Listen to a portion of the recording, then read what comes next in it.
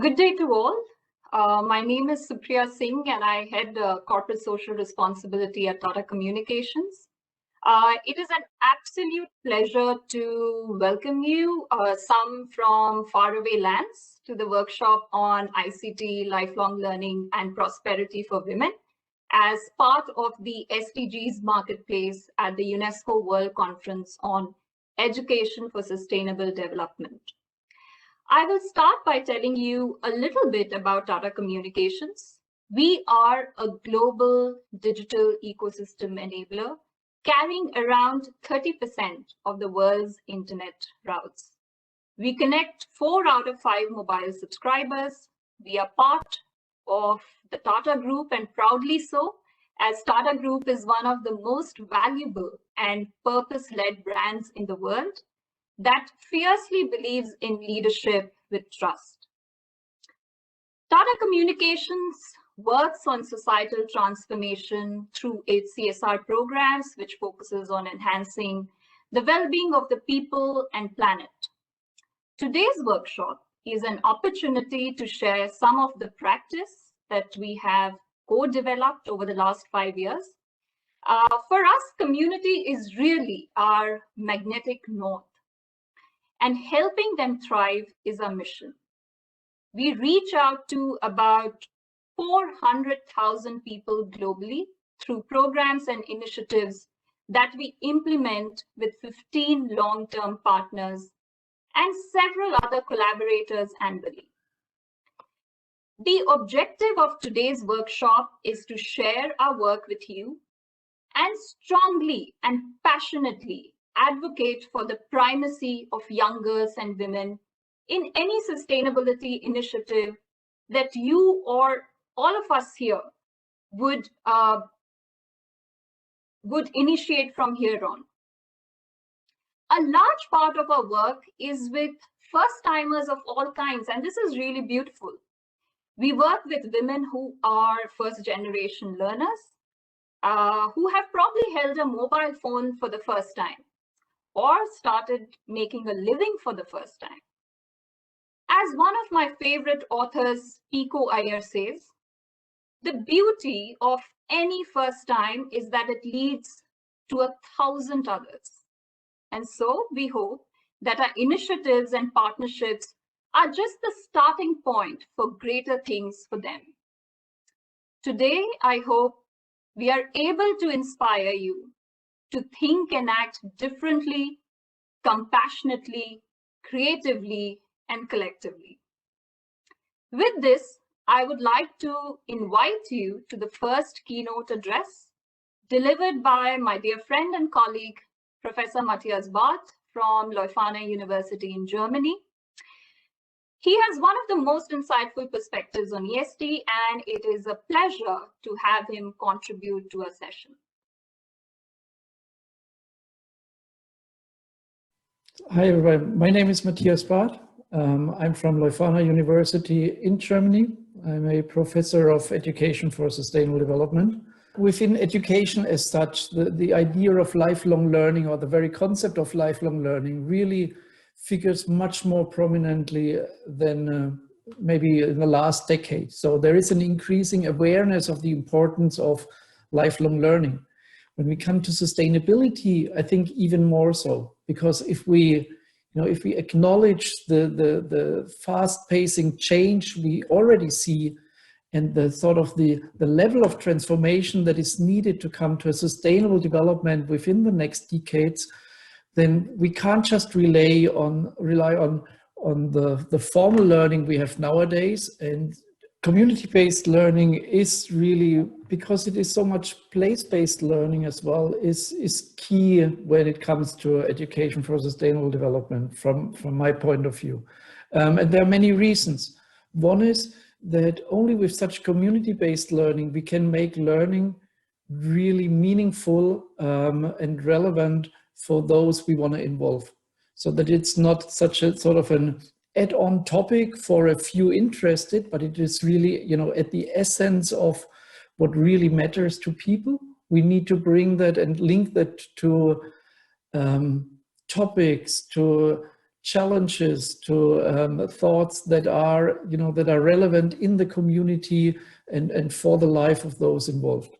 How do we invest not only in short-term projects where we bring some people together, but really where we rather build structures, partnerships of trust that last for a longer time, because they will achieve more outcome. It's a lot of investment to build such multi-stakeholder partnerships. This needs maintenance, this needs resources on both sides, and it's a lot of trust building. So it's worth investing in that. But if you do invest in that, you want to do that rather for a longer relationship and not only for like one project. And at least in research, we often think in 2-3 years projects. And here with this real world approach, we really try to shift towards longer 5, 10, 15 years partnerships in which we have different projects. So that's the keeping part. But then we also have the diversity part. And I'm a strong believer in as much diversity in learning groups as possible. That is often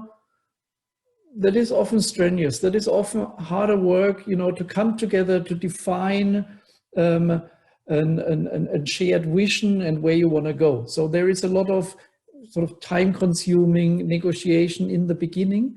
But really, and we know that from research, the more diverse a group is, once they build the trust and discuss on an eye-to-eye level, the more innovative the solutions will be, the broader the approaches will be, and the more robust the outcomes will be. So it's really building as much diversity in it as possible within a given framework and resources, and building more towards structure rather than a project orientation. That would be my 2 key points when it comes to that.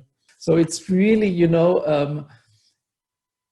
being clear about the expertise you're bringing to the table, but also honoring the expertise that is with your partners, and especially in communities. And especially we work a lot also in rural communities here in Germany.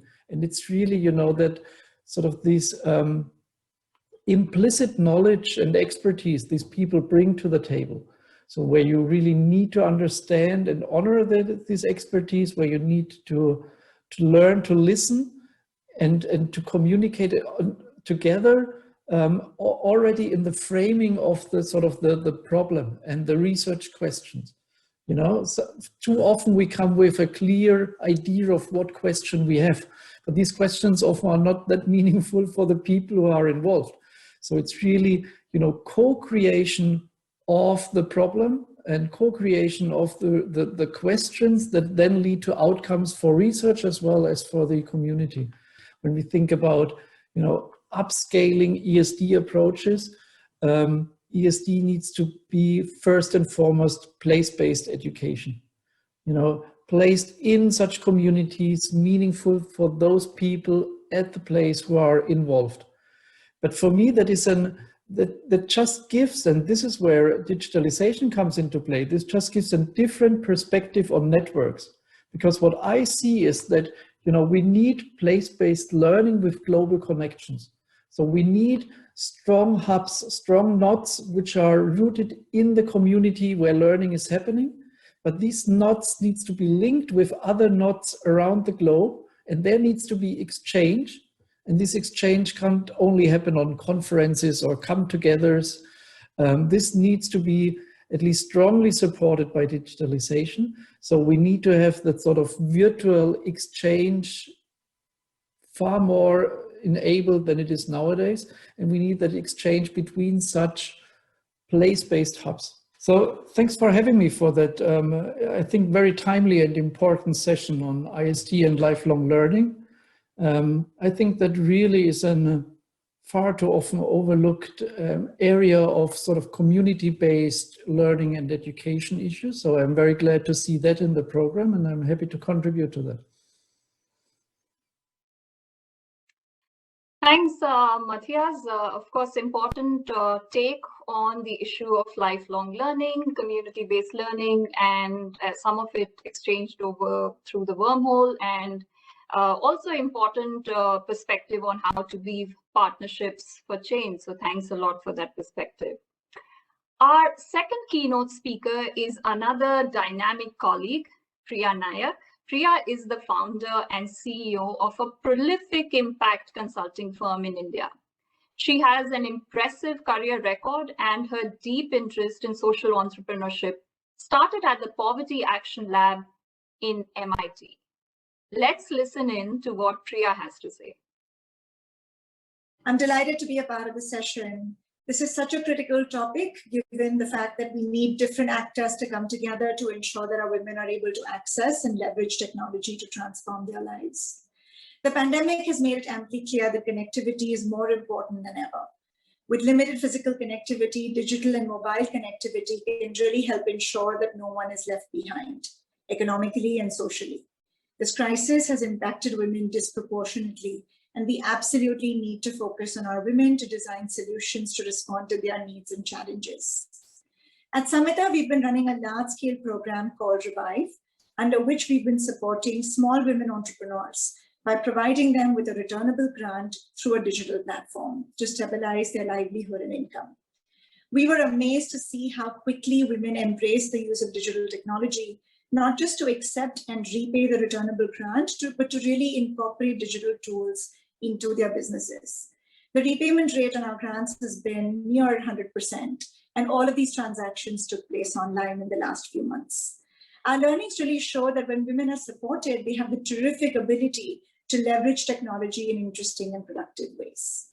Traditionally, women, particularly in South Asia, have had lesser ownership of mobile phones and are less likely to access internet compared to men.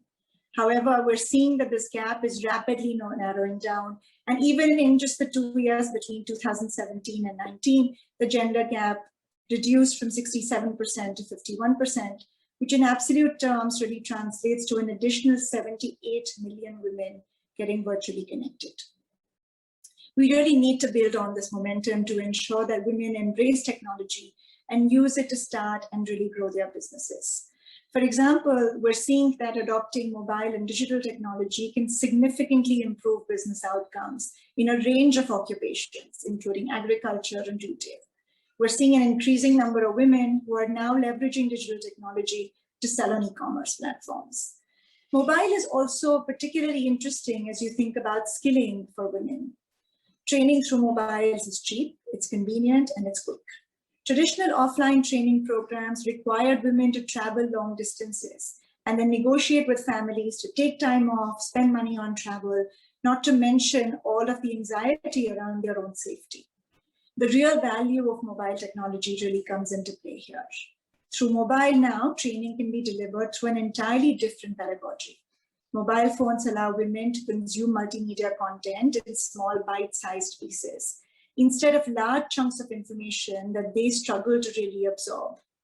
Women are now able to use this content at their own pace, anytime when they catch their breath or between daily chores, right? It's really integrated within how they function on a day-to-day basis. What we're very excited about is also to see how mobile very easily and naturally enables a horizontal transfer of information between women as opposed to the traditional vertical transformation of information from a facilitator to a participant. We find that through mobile platforms, women are able to learn constantly and share information very rapidly with each other. This means that they become lifelong learners and improve their own social capital and their networks, and therefore are able to really transform themselves, their lives at a much faster pace. Lastly, and I think this is the aspect that I'm most excited about, mobile delivery really opens the door to seamless integration between theory and practice. As we deliver solutions, we're able to hear back from women in terms of how these solutions are improving their lives or not improving their lives. And therefore, even as practitioners, we have the ability to translate a lot of this into how we continue to run our programs, right? This was not possible even last year.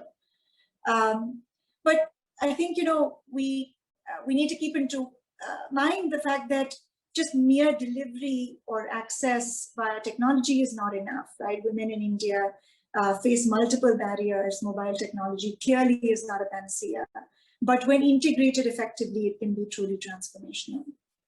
We're now seeing a large number of our NGO partners and other practitioners really ensure that we are co-creating these solutions with women. The more feedback that we get from them, the better we are able to design and deliver a lot of this content.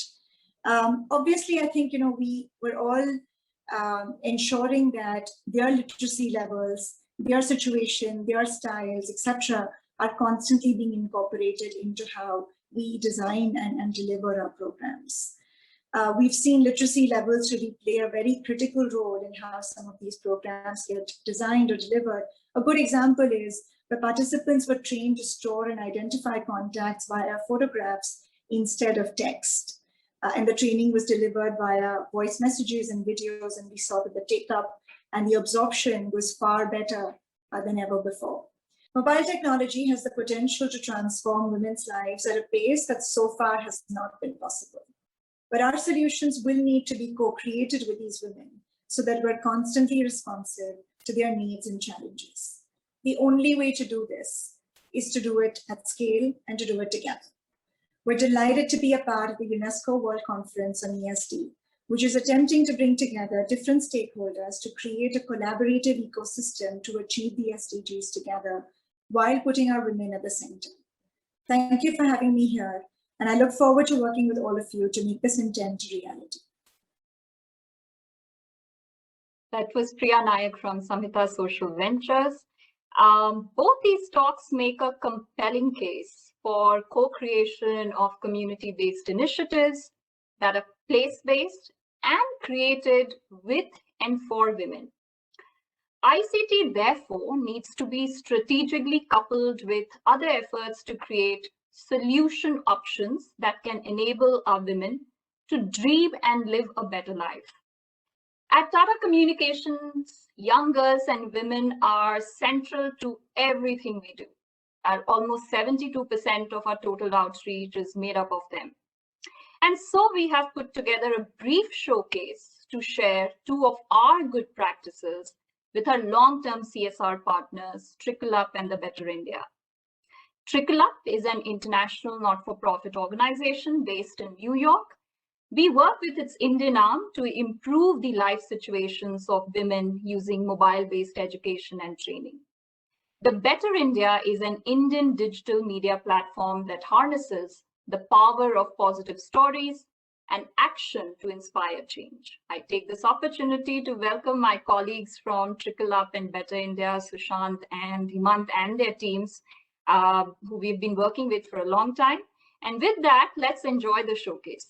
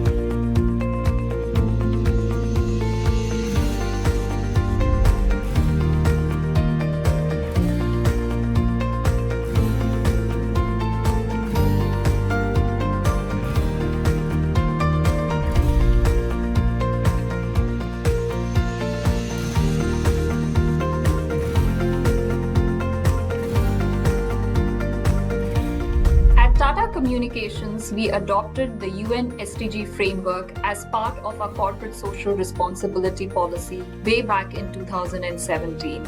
As a digital ecosystem enabler, we want to complement community-based work by integrating technology wherever possible. We invest in multi-stakeholder partnerships to advance the overall well-being of young girls and women. Lifelong learning and doing, along with creating a community of practice, are two very important elements of our endeavor.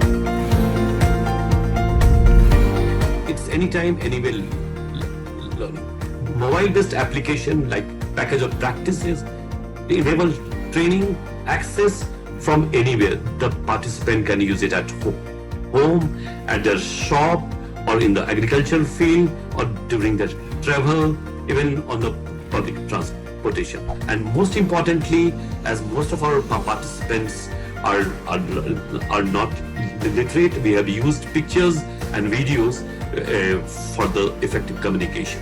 If you look at the values of Tata Communication and Trickle Up, we are having the shared vision to ensure well-being of the people living in extreme poverty with help of digital technology.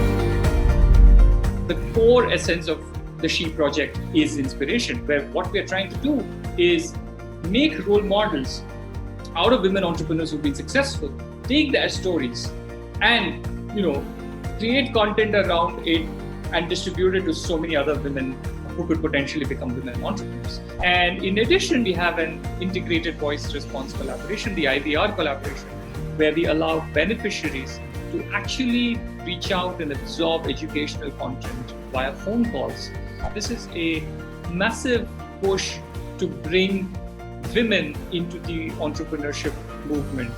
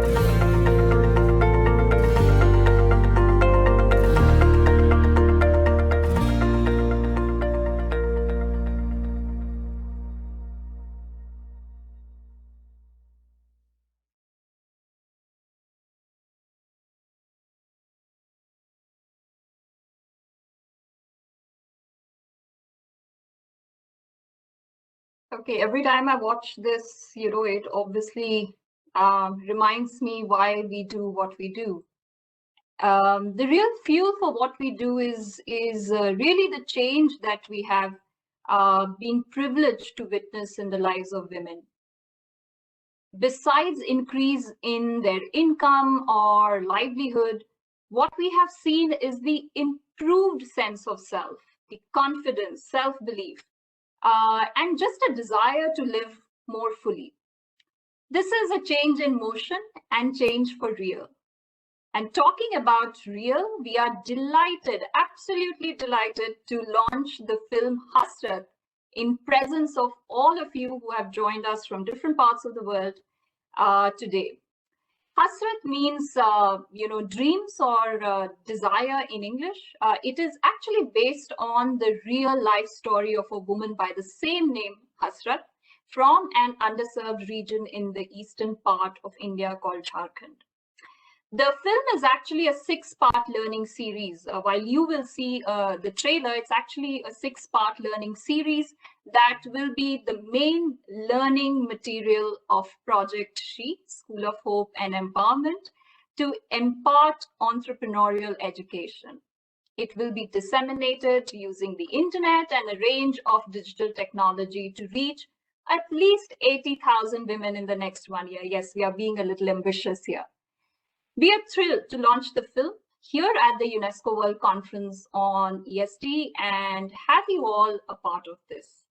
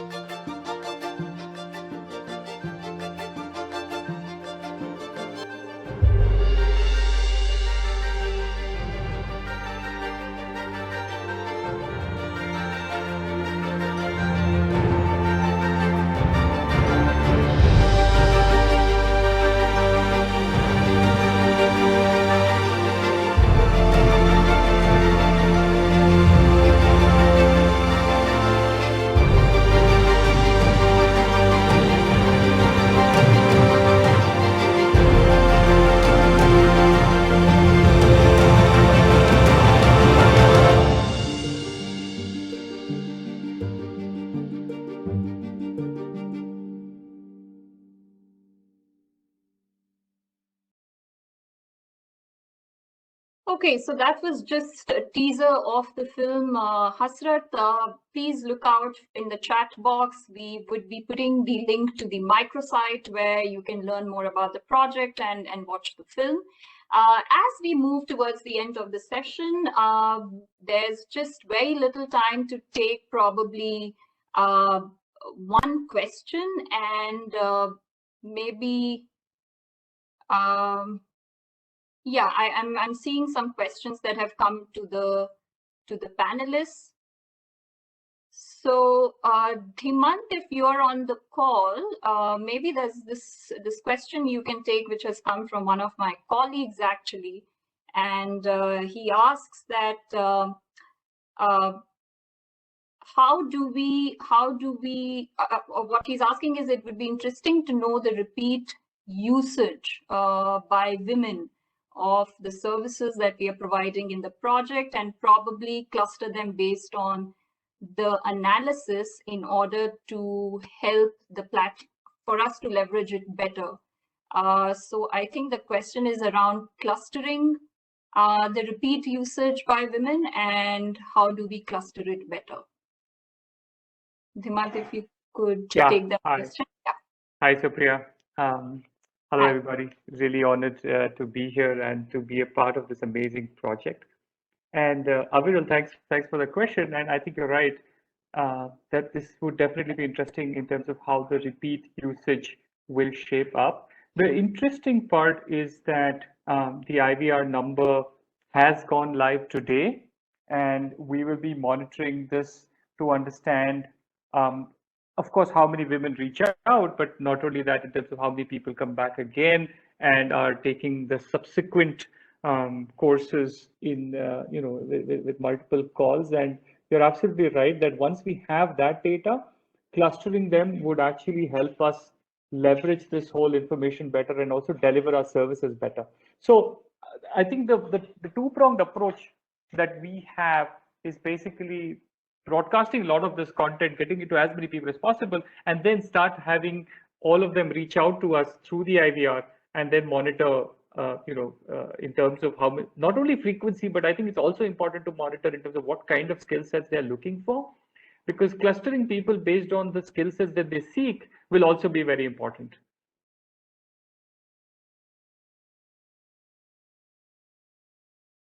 Thanks, Dhimant. That obviously we can see a lot of questions, but I'm looking at the time and we are really out of time. We are actually 2 minutes past our allotted time, but enough to invite my colleague Pallavi Barua to express our gratitude for having all of you here with us today, and also the opportunity to present our work at a global event. So over to you, Pallavi.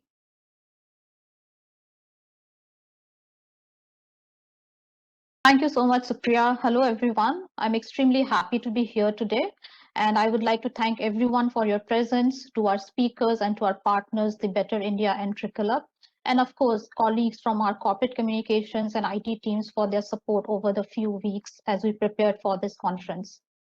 We heard both our keynote speakers emphasize on the deployment of digital technology within the communities and the integration of community-based knowledge to co-create solutions that can transform the lives of the community, especially that of women. Professor Dr. Barth wonderfully brought out the importance of community-based learning and how it is key to education for sustainable development. His emphasis on the importance of making learning meaningful for the people we want to involve can only happen when we link the learnings to challenges and issues that are relevant to the community. While we come with our own set of skills and expertise, the community is in itself actually a knowledge hub that we all can learn from. Therefore, co-creating solutions with the community will allow us to come up with faster and actionable solutions, and ones that are actually required by the community. Through our projects that were showcased earlier, our endeavor has been to integrate digital technology with community-based knowledge in non-formal settings and to deliver lifelong learning and sustainable livelihood choices for women that we work with. Whether it is to build the global economy or to further the development of societies across the world, the necessity is to put women at the core of development strategy and implementation. We have seen that the impact of the pandemic has been far graver on women.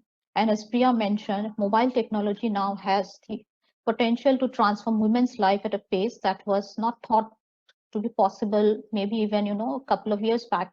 There are expected to be nearly 170 million new internet users in India by the year 2025.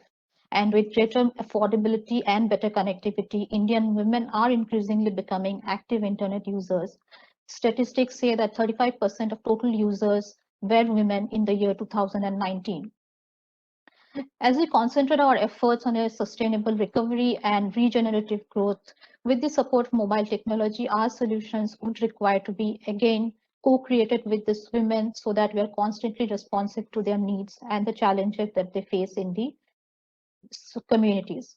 We will continue our efforts to bring change in the lives of women from the bottom of the pyramid, enhancing their life situations while translating sustainable development for them into feasible everyday choices.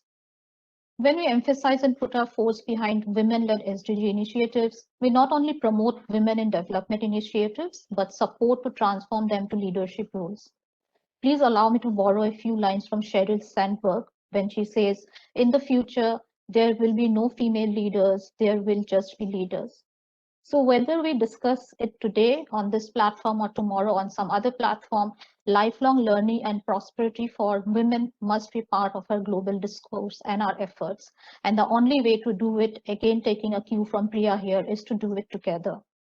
With this, I welcome all the conference attendees to visit our booth to take a look at the work we do with our partners at Tata Communications.